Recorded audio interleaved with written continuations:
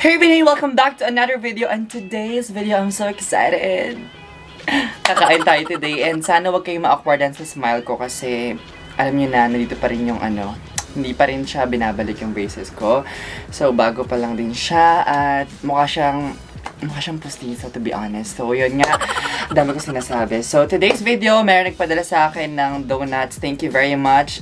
Kaden Handcrafted Donuts. Thank you so much, Miss Che, for sending me this donuts na nasa harap ko. Sobrang excited ako. Oh my gosh! Kakain tayo. I'm so excited. So, ito, konting background lang sa Kaden Donuts. Ayan. 2 years pa lang siya nag-ooperate dito sa Manila. Ang may-ari ay si Miss Mary Grace Lim Ramos and Miss Edna Aquino. So, they're partners.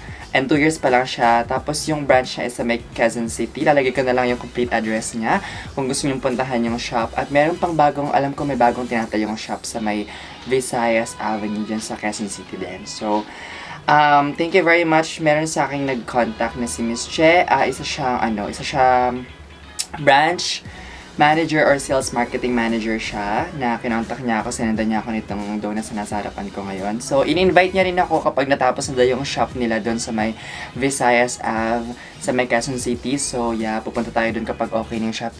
Hopefully, sabi niya this end of July daw, matatapos na yun. So, ayan. So, ito, bago tayo magsimula, ipapakita ko muna sa inyo. Meron akong 6 na flavors na pinadala niya. Medyo na to nga pala guys. Hindi masyadong, baka sabihin nyo ganito yung itsura niya kasi pinadeliver siya sa Lala Move. So si Kuya naligaw pa siya.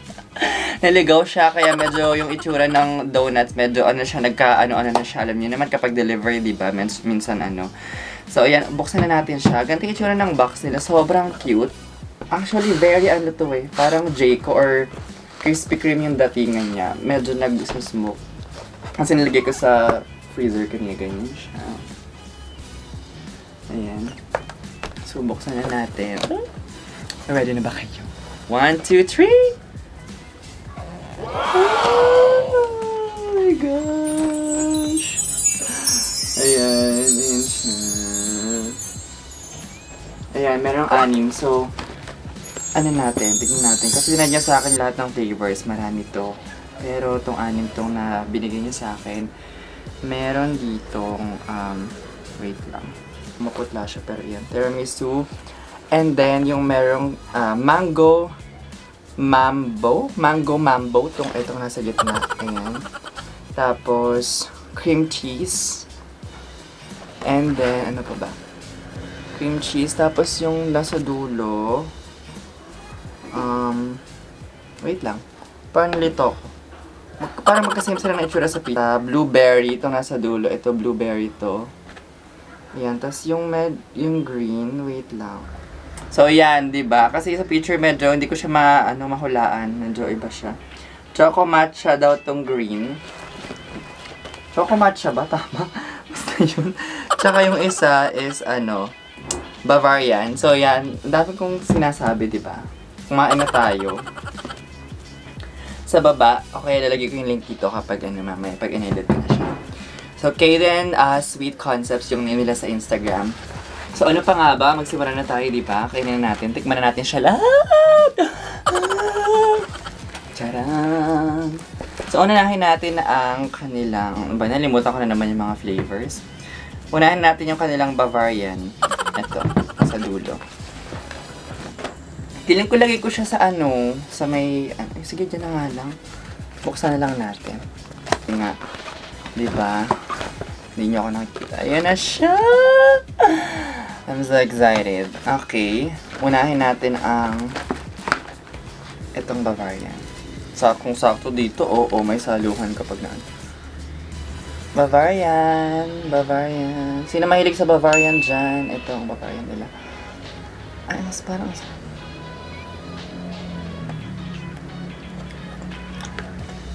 ay, masarap!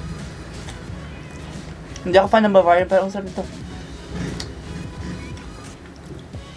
Hindi siya masyadong matamis, in fairness. Unlike yung other donuts. Ang sarap. Sobrang perfect nung niya. Yung dough. Guys, ang sarap. Lalaban ko to sa J ko talaga, tsaka sa ano.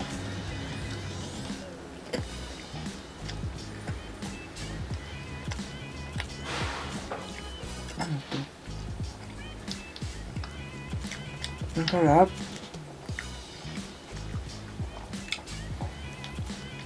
Naubos ko kaya ito lahat.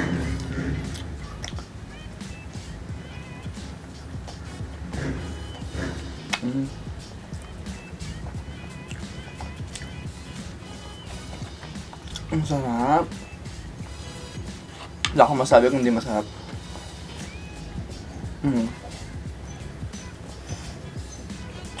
Heaven. Okay. Sobrang perfect. Wala, grabe.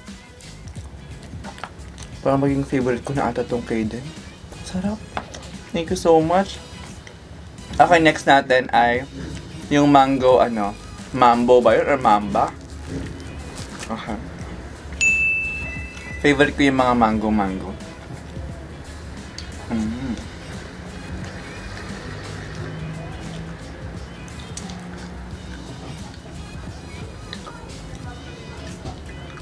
Ganito siya. Tura niya, ayan.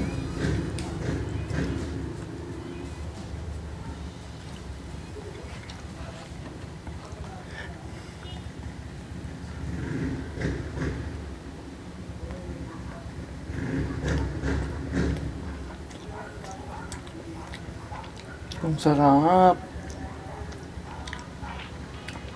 Parang Bavarian rin siya kasi meron siya sa loob. Hindi talaga siya masyadong matamis. Di siya nakakaumay.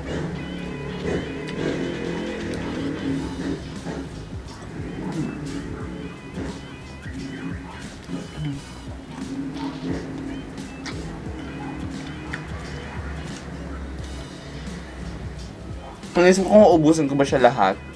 Or magtitira muna ako ng iba.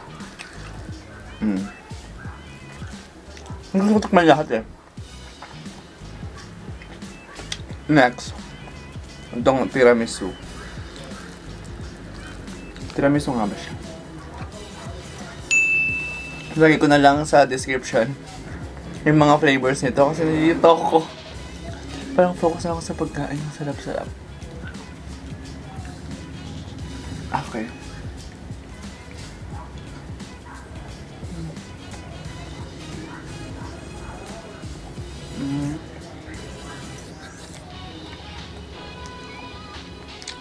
Ang sarap, guys.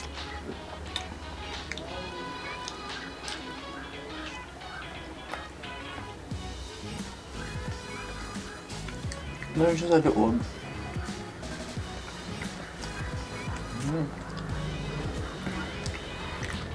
Ang sarap nito.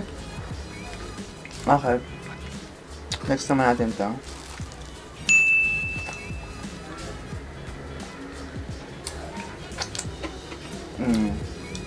Ito naman para may chocolate siya sa ibabaw. Tapos, ayaw mag-focus yan.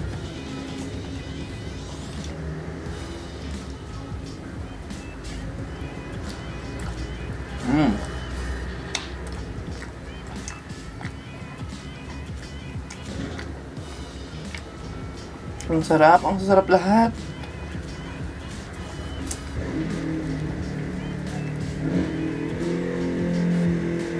Ano siya sa loob, oh?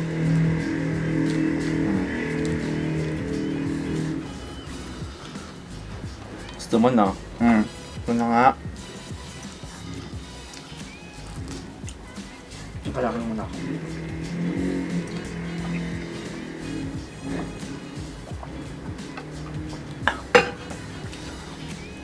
Hindi ako fan ng matcha, pero tikman natin to kung ang lasa niya. Sino mga fan ng matcha dyan? Hala, parang sarap-sarap niya, no? Super green. Akala ko avocado. Matcha pala siya. Puti na lang ko sa mamche. Okay. Grabe, busog na busog ako. 1, 2, 3!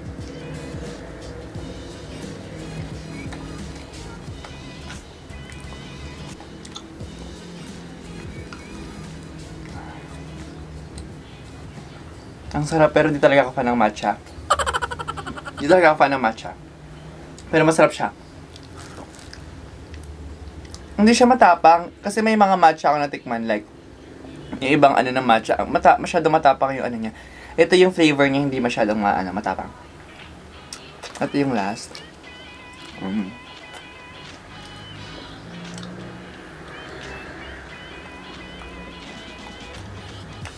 Uy, ang sarap. Ano nga to?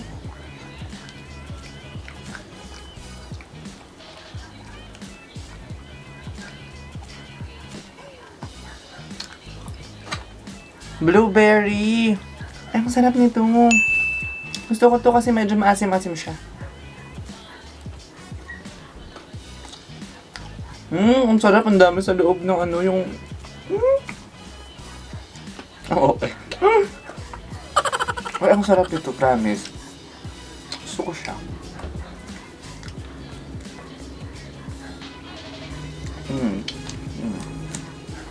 Okay, puro kagat na po siya lahat.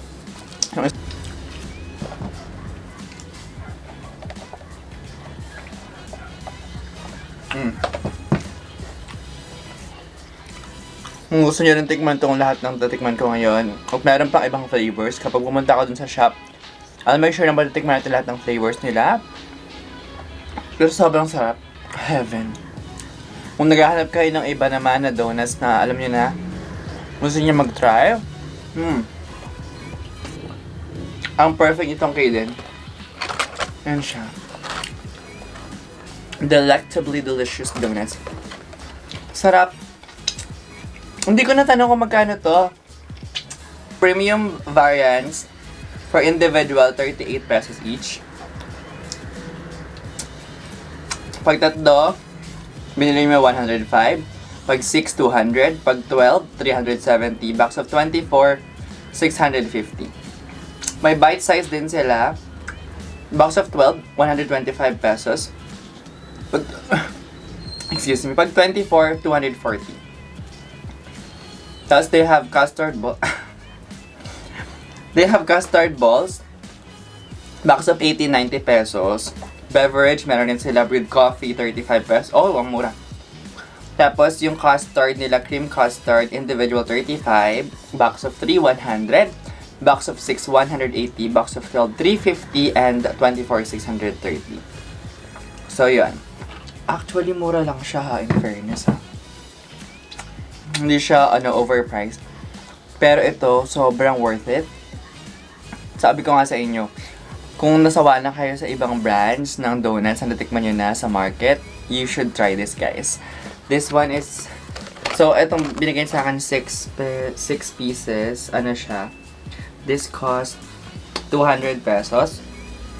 200 pesos to. Ang ganito, kalami. Pero ang sarap-sarap na. Solve ko na nito, grabe. Perfect siya talaga sa buong pamilya. Perfect siya sa buong family. Kung gusto niyo talaga na mahilig kayo sa sweets, you should try this, guys. So yun lang, thank you very much again, everyone, for watching this video. And of course, sana nag-enjoy kayo sa pagkain natin. Ayan, meron pa akong mga tira. Baka gusto nyong tikman. Dali na! Just. So yan. Thank you very much again for watching this video, and I hope you guys like it. Don't forget to click the notification bell para ma-notify ka sa akin mga new uploads. And see you guys in my next video. And as I always say, don't just dream, make it happen. See you on my next vlog. Bye! Thank you so much again, Miss Che, and thank you, Kirin. Handcrafted donuts. Thank you.